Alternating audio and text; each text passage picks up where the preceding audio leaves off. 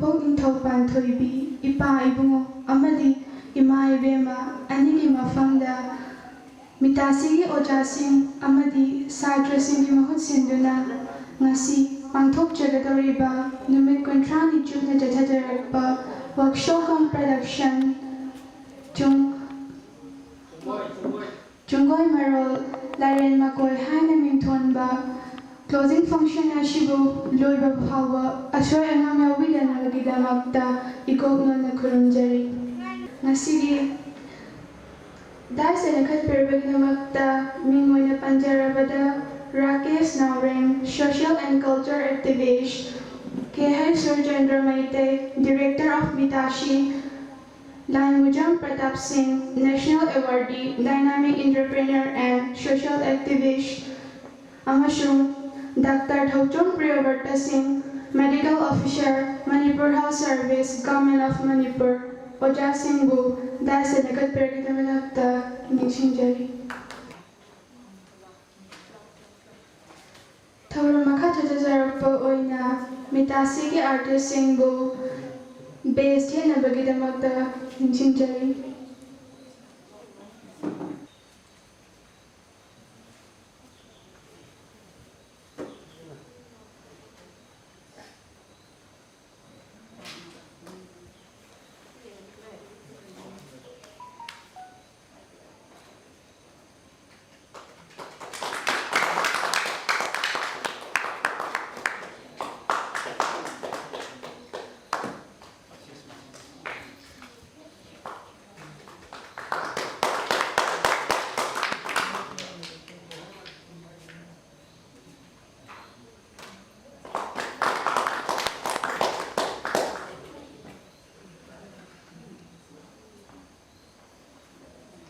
Mittaci ki artist singbu thagatjari thauramaka chatajarappa oina mayai tangala lengshinbiriba oja singbu maira chukat pinabagidamakta nishinjari.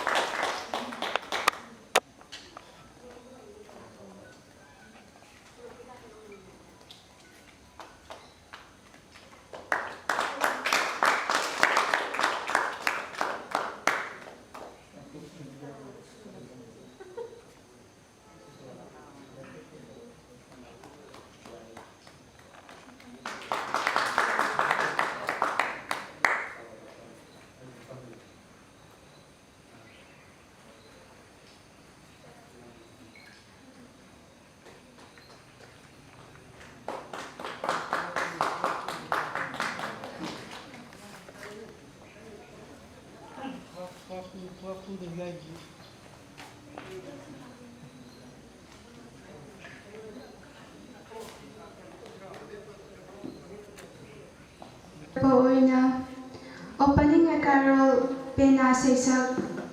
sakpinabagidamakta minguna panjarabada oja Khetramayum Reven bu nishinjari.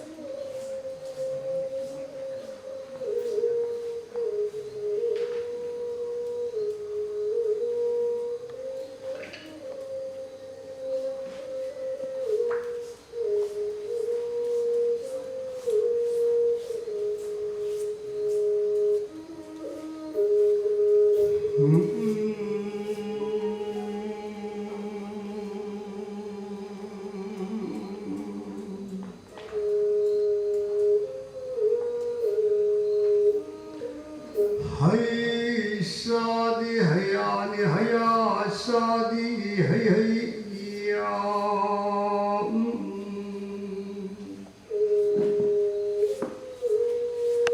Hey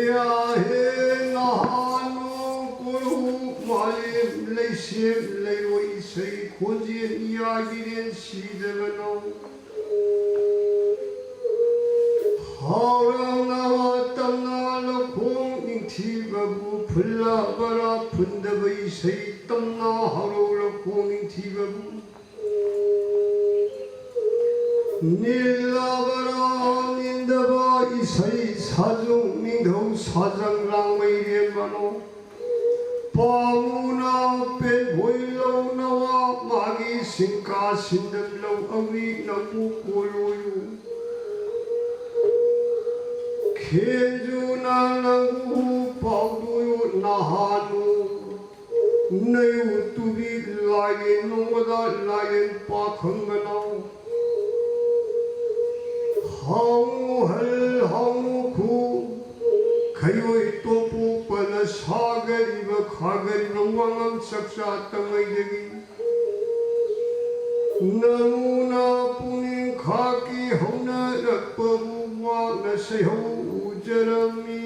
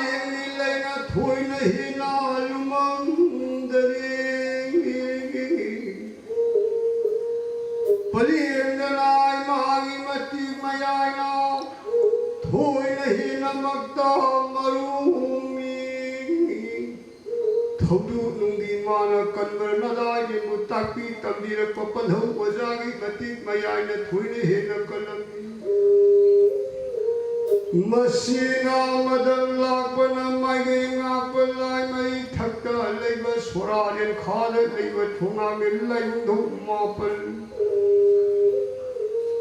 लाय नुरातरी ममरम लमिल कुंग खेती लैकाय अदर कोलम द बसिबु तांग कोनबो सिंगुइगु खोयम लाइनिं धोमु पुनिं धौ अपान मन सानो इबियम वांगम लोन पान हुइबी लाइनिं धौ लाइन यनिगी सिउना सायो खुयु नारायण नासी कुरुम मियाय भवा थवी मान चिंगिंग थवा मान ललंग कुरुम मिर युजे के छको बोलो जाम थाजन मेरा थाजगी कुरु याय भवा सिदा नारायण पाई नमो न सुन सा कयान नहानु मयोंदगिरे नब थांग-तागी सिदाम संगे सिदा नासी कोरोन मितल पाई नमो न सुन सा कयाना इवदो इबेधवनी सिंगोंगालो खा खुयोंगालो खादा हाया पुंग धोदनी सिंगे लया पुंग कसरगु नासी थौरम सिबु तिएक्तब कायदब कुंजा कुंजा खुदिमक्ता मपु लांग मपु हुगांग लोमिनब सिमुनंग कुबिउ हायदना नासी थौरम परिंगसे लेनु थरुव सेव पेनांग मोनव थादपौ सजिनेलं पाय समयनि करना इनुंग सिंगुंग याग कैबदनो ngasi thoromase 이놈 시공야 끄이저리 하여드는 시공은 덕을 성전이 나사노 시아마 카타바디나 파리나 몸나 수나사 까야 시공 덕을 고용 덕을 막대상악보다 떨어봐 마땅다 시공나 꾸비요 고용나 덕자니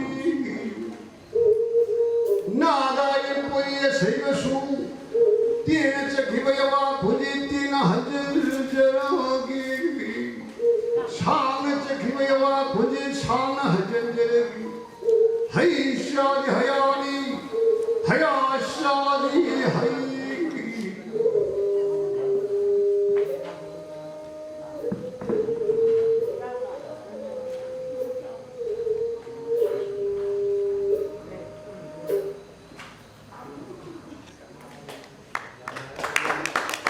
Welcome address Bibinabagidamakta Mingoina Panjarabada Oja Puthem Mangishin THANG-TA Guru Langshin Biranagidamakta Ningshinjai.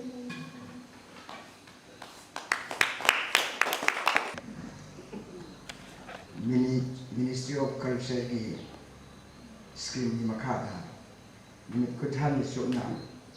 Chungoi Marol haiba thim asida chatharakpugi aroiba nimi oina mayai tangman election biriba Rakesh Lairen social and cultural activist loinana director of Mittaci Lairen Pratap Singh, Director, Venerana Dr. Khoirom Pratap Singh, Medical Officer, Aina, Hana Taramna, Tagada Pundokshari, Adoga, Nasidi Siro Matamasida, COVID-19 gi Yamna, Akia Kanga Talwa,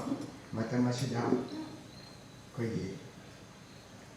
Haya function asibo ming kabina binamakta amadi soinga mingjin binam telengbiakwa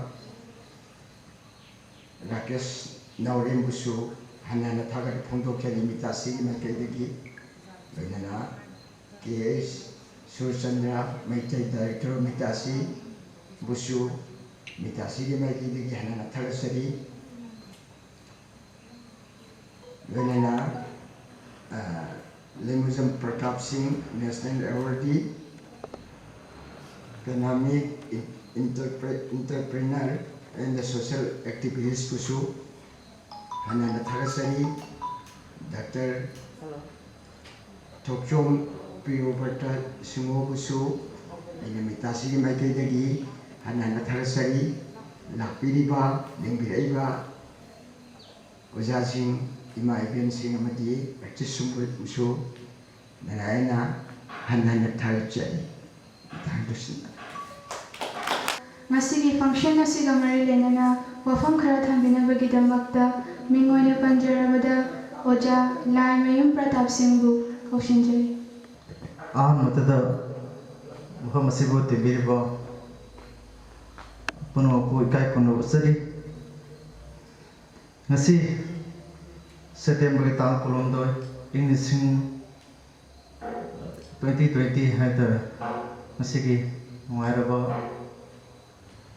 Jahasida Ministry of Culture Government of India gi Makhada Mittaci convocated kaida leba hall asida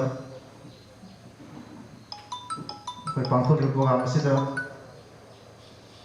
Destination Biriba, Mingoin Hangasarabada, like Marol, Rakesh Lairen, social and cultural activists, Lunena, Mittaci, Director, Pagipam Biriba, Mingoin Hangasarabada, K.I. Susandra Maitai, Director, Mittaci, Lunena, Dr. Tokchom Pratap Singh, Medical Officer, Manipur Health Service, Government of Manipur. Manina, Bogamasida, Pangani Hana Lapiriba, Invited Singh, oja guru amadi Mittaci gi yang maruiba akhoi gi sanawasing THANG-TA gi punapu ikai kun ozari ai bu sukma bu amada akhoi gi invite tawbiratuna akhoi gi yawmi basi atagumti nuwaisi tasengna Manipur se are culture gi horapami aduna akhoi leiraba THANG-TA si akhoi sahi sa kya dagi leramaba akhoi gi indigenous akhoi gi yang maruiba akhoi gi masana haigadra akhoi gi game haigadra mase yamna maruiba akhoi gi event amani khanjai tasengna akhoi gi Manipur gi ngokhai ngatpada akhoi gi pona barjabasi singna adi afawa jingna THANG-TA gi maramda kya amasu akhoi itihasna saki oidana kya mu leramme adubu ngasigi hauliba nahasina paipugi khungulliboina THANG-TA si sanabiduna piliba angangsingna thawai yauma tawasi yam nuwaije mamangdasu thawaldasu kum puang mangtokre aduna makoinasu faja performance uli aigi modadi hojikti THANG-TA amadi education Thawra makha chatajarappoina wahai khara function asiga mari lenana phajara wafam khara thaminabagidamagta mingoina panjarabada Dr. TH Priyavarta Singh bu kaushinjari.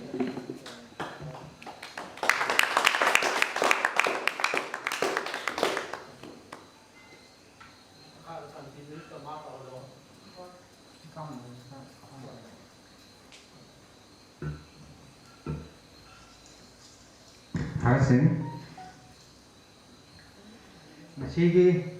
numit kunchani sumna chathajarpa workshop come production of Chungoi Marol Lairen Makhoi of Manipur hariba function asigi loisalakpa numit asida aihaku function asida invited lutana yahan bibagidamukta Mittaci gi timbu aihana thalakpa masung pomon losari function asi aduga function asibu grace tawni haiduna lakiriba daista famiriba mingon panjarabda yamba Rakesh Norem social and cultural activist pusu hana kakunu usari aduga Mittaci gi director su oibiriba pabung mingon panjarabda TS Chandra Mitai pusu hana kakunu usari aduga aihaki mingon panjarabda Lamuzam Pratap Singh National Awardee Dynamic Entrepreneur and Social Activist pusu yahang ekak kunu chari aduga function asibu mapung phan bigini haidana lakpiriba Mittaci gi sanarosing gi parents guardian amadi players musu yahang ekak kunu chari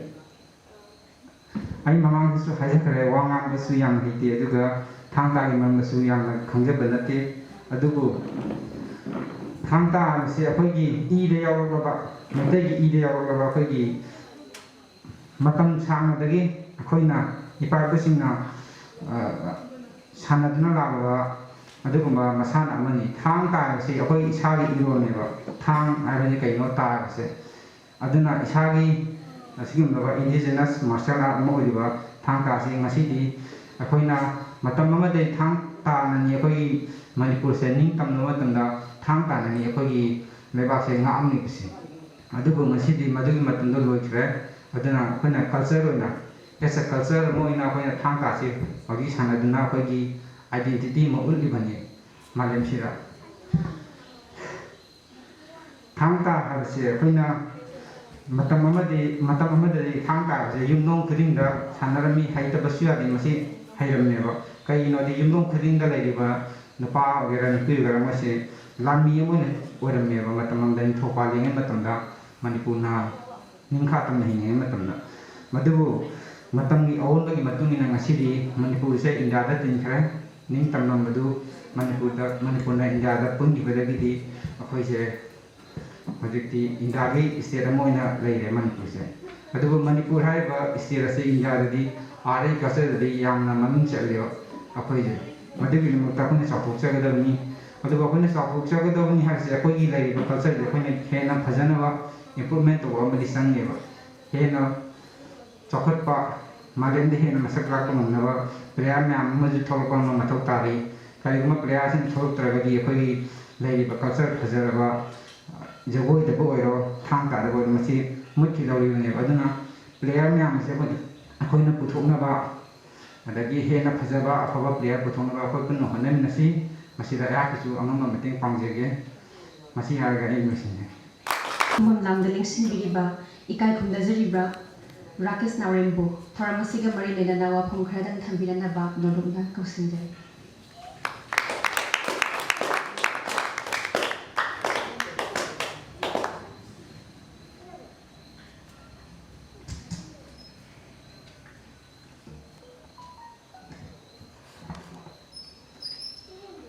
Ahmad Mitai Indigenous THANG-TA and Cultural Institute Sanma Mittaci hairaka khanariba siyamba cultural organization asibu koliba pamsibu konbiriba ido gendawani maphamda tharamasi loiba phawba tekta kaidaba wisnu haidana madigi thawni makha nizari loinena masigi tharamasi thoramapugi phamham langda lengsin biriba thoidundani kai khunazaraba Mittaci Hauji director wina tho pubiribe kai khunajariba acha ke Shobchandra Mitai masigi thoramasigi akhanaba mithunglengi phomphom langdalang sinbiriba thoidandani ko kai khunajariba gi maruf Lamjam Pratap Singh National Awardee Loinana Medical Officer Manipur Health Services Government of Manipur Mingana Bachelor Dr. Thopchong Kyogatat Singh kai khunajir Masai Taram Opu Warol Tambikiba, Pudin Saknaraba, Yam Sakanaraboza, Ikakunajariba, P. Mangi, Tang-Ta Yoza, Guru and Levi Waza, Shu Pamba Taxi, Ikakunjari, Renana. Equity Mitay Yueva, Toramu Pantokumatamda, Chanabia Moina, Lagaba, Kukipena, Yakaro, Sisha, Tambikiba, Maza, Katrinu, Reban, Ikakunjari, Renana. Mittaci Magdalene Sinbiriba, Mahirishi, and the Masiki Toramasibu, Masi coverage of Biriba, Kakunajariba, Masi, it's an option, Madi, light sound, Puno, Kakunajari. Mittaci Anova, Ningamanate, Manipurgi, Lady Batuan Tang-TA Institute, Lady Singi Manunda, Today Dona, Sintani Iowa, Yamna Leader Batugumba. Look on the curtain.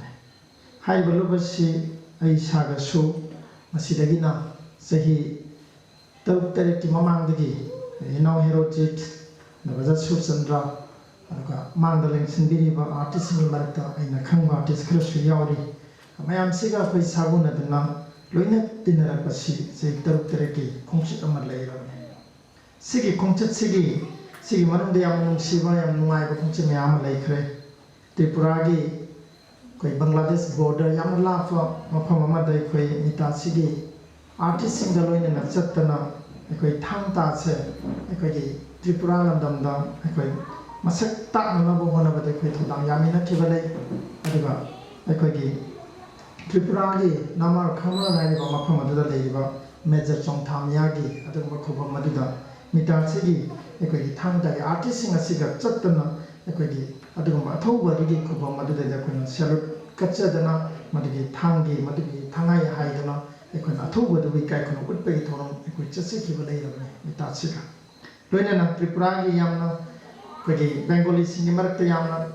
मताई वरना लेइबा मिटे सिंगी खुल हाइबा तारे लाउसिमुरा हाइबा खुल लबिदा फावबा Chatna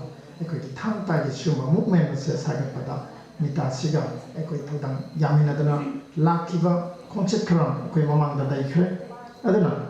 Highliba Mittaci Siga, Kui Seminar Kumatamda, Zay Krasi Mamanga Kuna, Tongan Ba, Manipuri, Kui Kasin Koya Habatare, Ahim Haitare Nongan de Power Kui Satana, Tang-TA Masigi, Masakse, Kui Tawal Hagazo, Tawal, Nepragi, Kui Sangle Namadaga, Kui Ahim Dagat from Moirani, Tanjing, Haraupum, Lai Haraupum, the Ateti Tongan from Mayama. कोई high व rich soil culture से ꯃꯁꯤ ꯑꯩꯈꯣꯏꯅ ꯁꯟꯗꯣꯛꯅꯕ ꯍꯣꯠꯅꯕꯗ ꯑꯩꯈꯣꯏ ꯊꯧꯗꯥꯡ ꯌꯥꯗꯅ ꯂꯥꯛꯈ꯭ꯔꯕ ꯑꯗꯨꯒꯨꯝꯕ ꯂꯨꯞ ꯑꯃꯈꯛꯅꯤ ꯏꯟꯁꯇꯤꯇ꯭ꯌꯨꯠ ꯑꯃꯈꯛꯅꯤ ꯑꯗꯨꯅ ꯁꯤꯒꯨꯝꯕ ꯏꯟꯁꯇꯤꯇ꯭ꯌꯨꯠ ꯑꯃꯗ ꯍꯥꯏꯕ ꯇꯥꯔꯦ ꯑꯩꯈꯣꯏꯒꯤ ꯃꯤꯅꯤꯁꯇ꯭ꯔꯤ ꯑꯣꯐ ꯀꯜꯆꯔ ꯒꯚꯔꯟꯃꯦꯟꯠ ꯑꯣꯐ ꯏꯟꯗꯤꯌꯥꯅ ꯑꯩꯈꯣꯏꯒꯤ 30 daysꯀꯤ ꯑꯩꯈꯣꯏꯒꯤ ꯋꯥꯔꯛꯁꯣꯞ ꯀꯝ ꯄ꯭ꯔꯗꯛꯁꯟ ꯆꯨꯡꯒꯣꯏ ꯃꯔꯣꯜ ꯂꯥꯏꯔꯦꯟ ꯃꯈꯣꯏ ꯍꯥꯏꯕ ꯁꯤꯒꯨꯝꯕ ꯁꯤꯒꯤ ꯃꯔꯝꯗ ꯋꯥꯔꯛꯁꯣꯞ ꯄ꯭ꯔꯗꯛꯁꯟ ꯑꯃ ꯁꯤꯟꯅꯔꯛꯄꯁꯦ ꯌꯥꯝꯅ ꯃꯔꯝ ꯆꯥꯏ ꯇꯣꯛꯄꯁꯤꯒꯤ ꯊꯧꯔꯝ ꯑꯁꯤꯒꯤ ꯊꯧꯔꯝ ꯃꯄꯨ ꯑꯣꯏꯕꯤꯔꯤꯕ ꯏꯀꯥꯏ ꯈꯨꯝꯅꯖꯔꯕ ꯀꯦ.ꯑꯥꯏ. ꯁꯨꯔꯆꯟꯗ꯭ꯔ ꯃꯩꯇꯩꯕꯨ ꯊꯧꯔꯝ ꯑꯁꯤꯒ ꯃꯔꯤ ꯂꯩꯅꯅ ꯋꯥꯐꯝ ꯈꯔꯗꯪ ꯊꯝꯕꯤꯔꯅꯕ ꯅꯣꯂꯨꯛꯅ ꯀꯧꯁꯤꯟꯖꯔꯤ.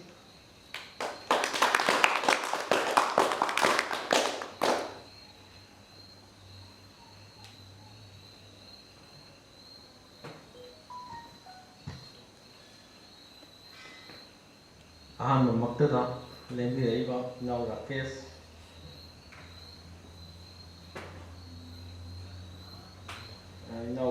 ꯅꯥꯎꯔꯦꯝ ꯂꯥꯏꯃꯨꯖꯝ ꯄ꯭ꯔꯇꯥꯞ ꯁꯤꯡ ꯌꯥꯝ ꯂꯥꯞꯅ ꯂꯦꯡꯕꯤꯔꯛꯇꯨꯅ ꯊꯕꯛ ꯑꯁꯤꯟꯕ ꯃꯌꯥꯝ ꯀꯥꯏꯊꯣꯛꯄꯤꯗꯨꯅ ꯂꯦꯡꯕꯤꯔꯛꯄꯒꯤꯗꯃꯛꯇ ꯊꯥꯒꯠꯆꯔꯤ. ꯑꯃꯁꯨꯡ ꯗꯥꯛꯇꯔ ꯊꯣꯛꯆꯣꯝ ꯄꯤꯌꯣ ꯀꯨꯃꯥꯔ ꯃꯍꯥꯛꯁꯦ ꯑꯩꯈꯣꯏ ꯏꯆꯥꯒꯨꯝꯕꯅꯤ. ꯁꯤ ꯃꯔꯛꯁꯤꯗ ꯀꯩꯅꯣꯝ ꯍꯥꯏꯖꯒꯦ.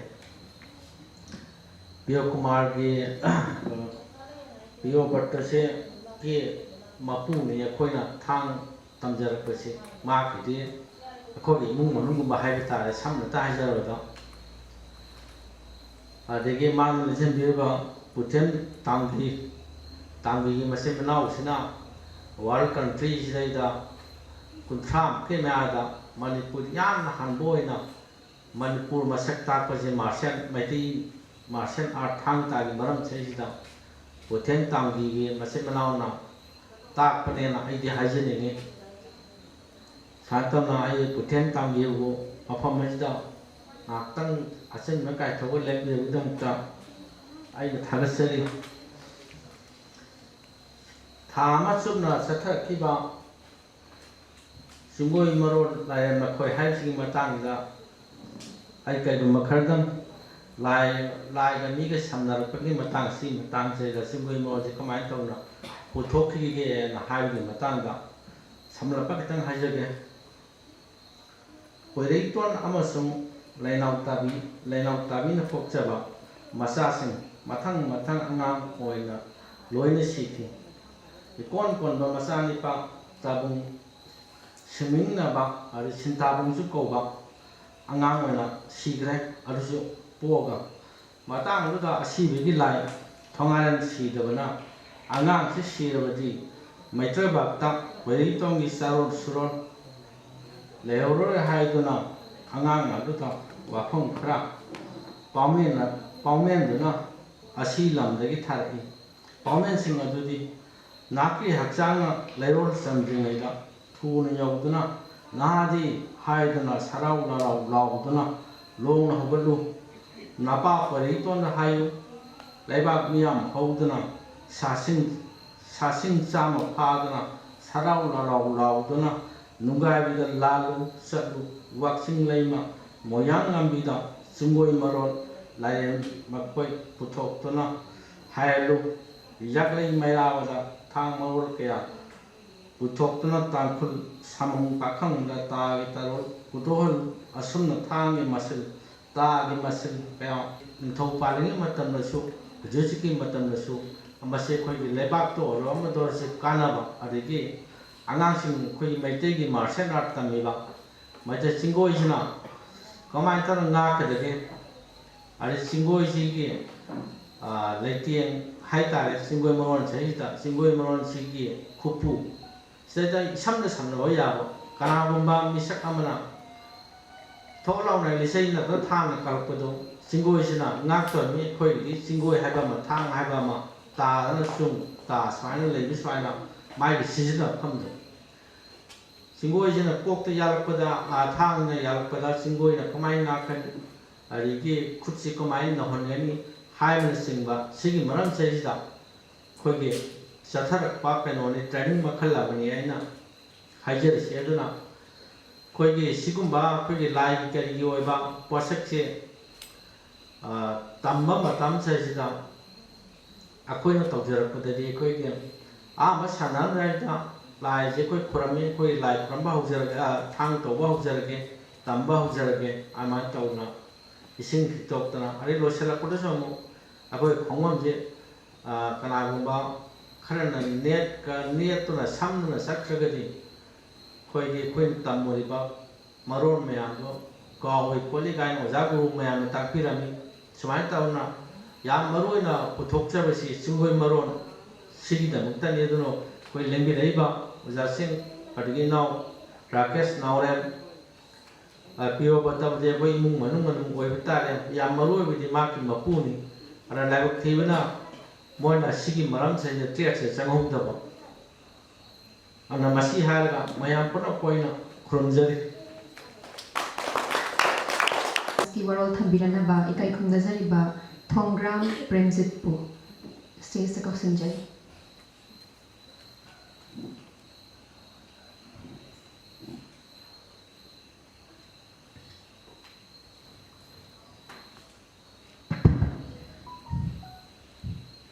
Ahabada nalawasi bu kombiri ba napungin tho mathabi bu ikong na pulimjari kunthani isuna pangtokuna lakwa closing function workshop production Chungoi Marol Lairen Makhoi hariba function asida hajiru hara harun labiraba mingon panjarabada Rakesh Nauren social and cultural activist KH Sujandra Director Mittaci Lemujam Pratap Singh National Awardee Dynamic Entrepreneur and Social Activist amasung Dr. Thokchon Priyobata Medical Officer Manipur Health Service Government of Manipur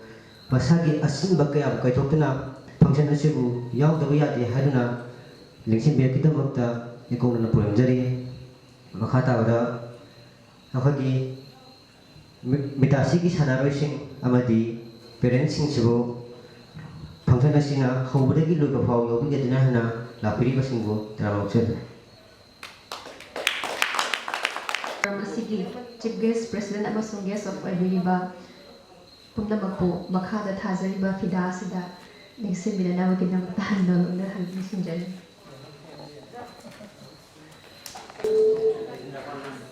Masigi thamjariba thoramsing mayamgi mafamda ningsingjaba ita jam lawjagi ahanbada Chungoi Marol Lairen Makhoi pangthokpigadaba artisting gimingna Priyanka Menaka Rosibina Eleka Sophia Malemnganbi Resmi Thomas Manichandra Sujaras Premjit Vicky Martin Loidana Biswanath Anishubada Thang-TA Haiba Masidi Miyoi Amakutang na Haibigadoriba Artist Kimingna Lamnganba Ahum subadida thamjariba thoramasi THANG-TA haiba pangthokpigadaba singna Premjit Vicky Martin Livingston Menaka Sophia Eleka amasung Rosibina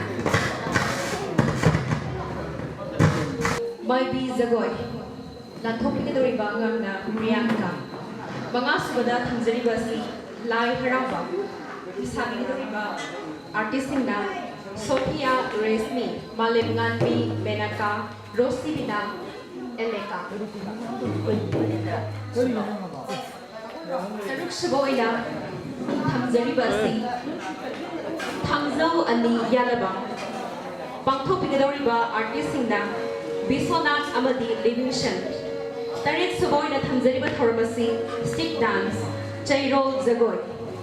pangthokpigadoriba Biswanath Thomas amasung Sujaras aroiba ngasigi thoramasigi aroiba thoramasigi kabui jagoi sabigadoriba artistinda Premjit Martin Livingston Vicky Resmi Malemnganbi Sophia Loidana Eleka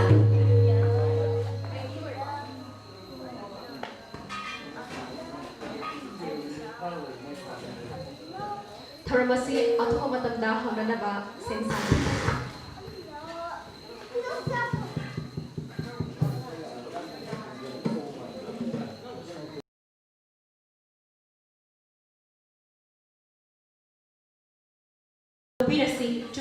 Marol, Lairen, Makhoi.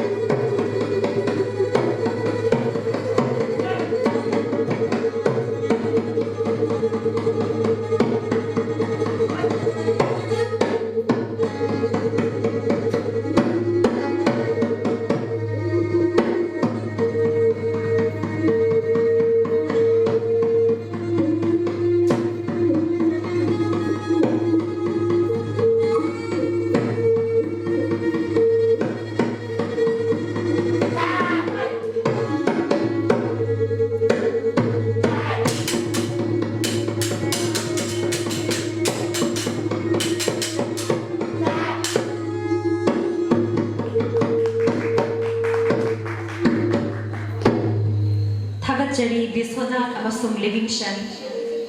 Mathangda muk thamjariba thoram asi